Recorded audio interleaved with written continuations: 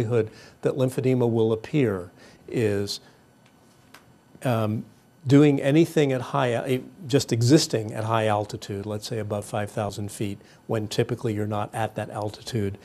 Or if you fly in a commercial airplane, which is typically pressurized to 7,000 feet, so it's very high altitude. And probably if you're prone to lymphedema or have had lymphedema, and you physically exert with the lymphedematous limb, thereby increasing blood flow. Those are all circumstances that I can say a priori are probably good ones in which to use the garment, if nothing else. The rest has to be worked out a bit by trial and error. The conservative and proper answer is, if you've been given a garment, you're supposed to wear it. But I know that's draconian and not always 100%.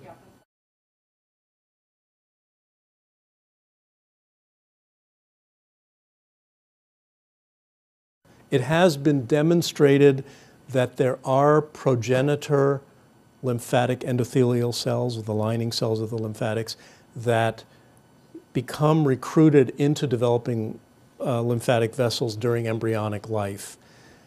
They seem to be the minority of the cell population, but it does tell us that there is the biological potential for a stem cell clone or group of cells to participate in repair processes. Very little has been done yet to look at the stem cell potential for acquired lymphangiogenesis or growth of new blood vessels, but there is some interest. There are some laboratories. I'm actually collaborating with a laboratory at Emory that is looking at this. So we're not really prepared to say too much yet, but in the next 2 to 4 years, I think we'll know a fair amount more than we do right now.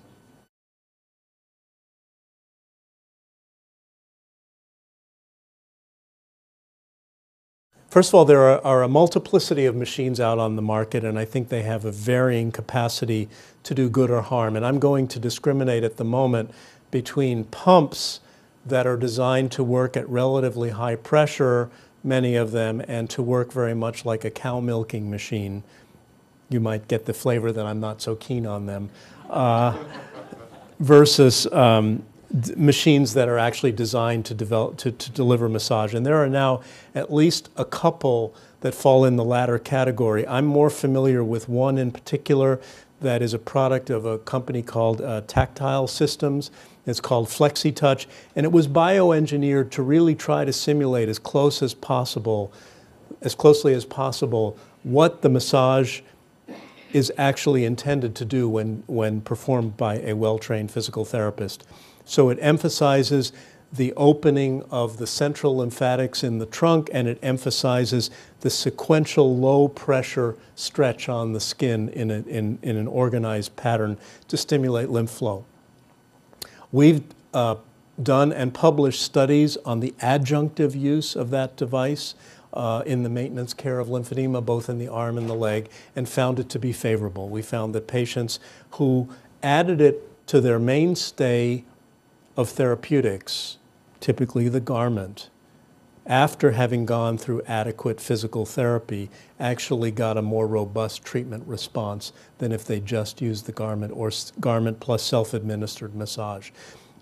This device and all other devices can never be used as a standalone approach and never should be used for a patient who is treatment naive. You don't go directly from a diagnosis of lymphedema to purchasing a device because the likelihood is things will get worse rather than better.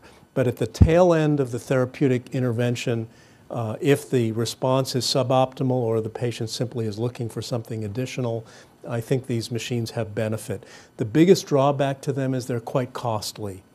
The third-party payers these days are reimbursing, if they do reimburse, somewhere between 80 and 100%, but the sticker price, I guess you would call it, is fairly high. So what the part that the patient has to bear is therefore reasonably high, even if it's only 10%.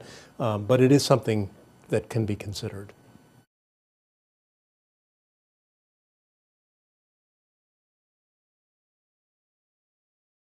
If it's pure cellulitis in a breast region that has been treated for lymphedema with radiation and or some trauma to the draining lymph nodes, it might be an early sign that the lymphatic system of the breast itself is compromised, and breast lymphedema, independent of lymphedema of the limb, can also occur and can be a very troublesome problem for some patients.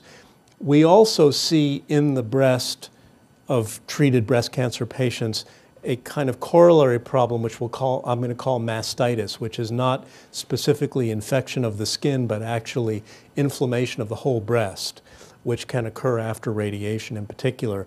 And that, I think, has no particular relationship to the whole lymphatic question. So the first distinction is it mastitis or is it cellulitis? If it's cellulitis, I would have a lot of surveillance for the possibility that the breast could be prone later to edema itself.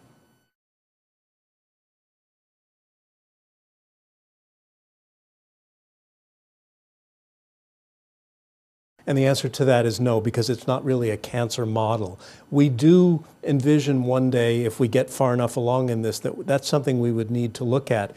But what we know in general is that those people who successfully beat cancer, and all of us really, have scattered malignant cells in our body. Generally, they don't do any harm because our intrinsic immune system holds them at bay. And we really win the battle. There are new malignant cells formed in our bodies every day. And certainly in a breast cancer or any cancer survivor, there is the likelihood that there may be stray cells that are left behind.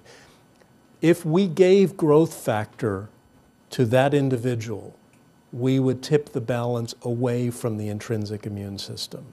And that in itself probably is enough of a reason not to go down that road. Now, what we do know about the growth factor trials that have been done clinically, as a cardiologist, let's say, I've done growth factor trials for coronary disease, trying to grow new blood vessels around the heart.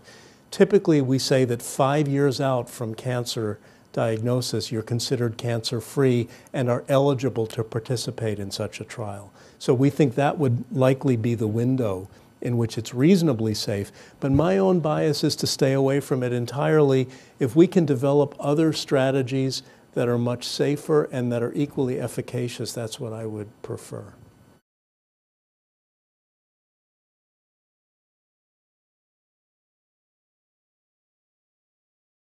It turns out that inflammation is an extraordinarily complex condition with so many pathways activated and suppressed and so on.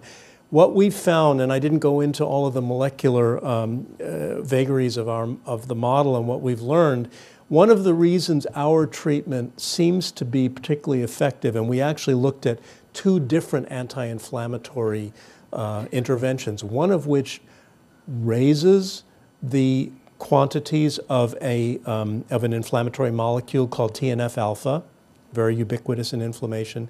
The other one lowers it. So one drug reduces inflammation but raises that, what we call pro-inflammatory cytokine. The other one lowers it. Well, it turns out when you raise TNF-alpha, the lymphedema heals. When you lower TNF-alpha, even though you're invoking an anti-inflammatory response, the lymphedema gets worse. And there are lots of complex reasons why that's true, which is why I'm saying don't try it at home. We're trying it out for you. We'll figure out what the best one is, and then we'll tell you, okay? Okay. Thank you very much. Thank you. Thank you.